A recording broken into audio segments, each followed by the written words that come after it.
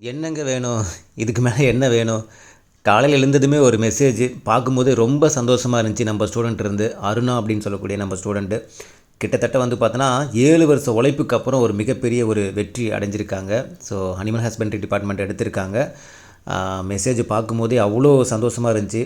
7 வருஷ உழைப்புக்கு பிறகு அவங்க குடும்பத்தாருக்கும் சரி, அவங்களுடைய ஆ, வாத்தியார் அதாவது எனக்கும் சரி ஒரு மிகப்பெரிய ஒரு பெருமை சேர்த்திருக்காங்க. ரொம்ப ரொம்ப ரொம்ப சந்தோஷமா இருந்துச்சு. உண்மையிலுமே அவங்களுடைய கடின உழைப்பு எந்த அளவுக்கு இருந்திருக்கும், எந்த அளவுக்கு ஸ்ட்ரகிள் வந்து அவங்க 7 வருஷம் ஃபேஸ் பண்ணியிருப்பாங்க அப்படிங்கிறது என்னால் புரிஞ்சுக்க முடியுது.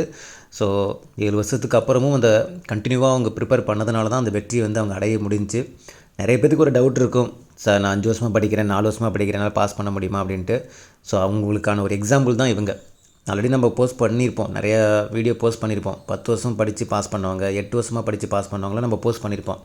அவங்களுக்கு நடுவில் இவங்களும் 7 வருஷம் கழித்து அந்த ஸ்ட்ரகிளுக்கு அப்புறம் வின் பண்ணியிருக்காங்க. உண்மையிலுமே மனமார்ந்த பாராட்டுக்கள் இவங்களுக்கும் சரி, இவங்க குடும்பத்தாருக்கும் சரி, இவங்களுடைய கடின உழைப்புக்கு மிகப்பெரிய ஒரு பாராட்டுக்கள். ஸோ இவங்க தான் உங்களுக்கு ரோல் மாடல். ஸோ நீங்களும் ஒரு நாள் வந்து வெற்றி பெறுவீங்க, நம்பிக்கையாக படிங்க.